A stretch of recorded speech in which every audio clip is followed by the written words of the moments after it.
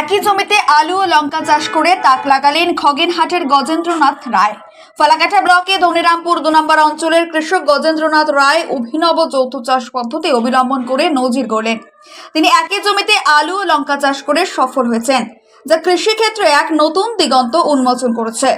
গজেন্দ্রনাথ বাবু জানান, দিন দিন আবাদি জমির পরিমাণ কমছে, ফলে বিকল্প চাষ পদ্ধতি খুঁজতে হচ্ছে। যৌথ চাষের ফলে অল্প জমিতেই বেশি ফসল উৎপাদন করা সম্ভব হচ্ছে।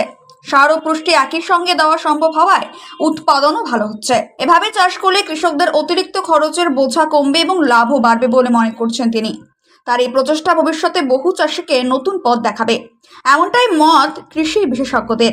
গজেন্দ্রনাথ রায়ের এই উদ্ভাবনী পদ্ধতি শুধু তার নিজের জন্য নয়, সমগ্র কৃষি সমাজের জন্য দৃষ্টান্ত হয়ে উঠেছে।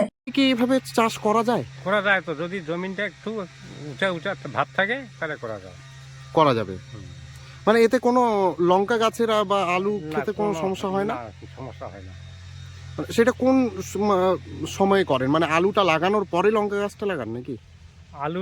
আলু আগের দিন গাছি, পরের দিন লঙ্কা লাগাইছি মানে একসাথে? একসাথে। মানে একসাথে ওইভাবে লাগানো যাবে। আচ্ছা, এই জিনিসটা করেন কেন আপনারা? কোনটা এটা? হ্যাঁ, মানে যৌথ চাষ। শুনেন, যদি আলু বাজারটা বেশি থাকতো তাহলে চালানটা ওইখানটা উঠিয়ে যাইতো, কিন্তু এখন মোষটা থাকতেছে, যার জন্য এখন ওই যে এটা যখন ফুল ফল চলে আসলো ওইটাকে এখন তুলে জল টল দিয়ে সারটা দিয়ে মোষটা তুলবো। হ্যাঁ। কেননা অল্প জমিতে যদি আমরা কিছু ফসল নিতে পারি, জমি তো আর বাড়বে না, জমি নেওয়ার মতো ক্ষমতা নেই। দিন দিন তো জমিও দাম বাড়তেছে, আর এদিকে যার 2টা ছেলে 1 বিঘা 2 বিঘা জমি আছে, বাড়ি করলো, হ্যাঁ, তিনটা ছেলে 3টা বাড়ি করলে জমি কম হয়ে গেল, যার জন্য করতে হয়।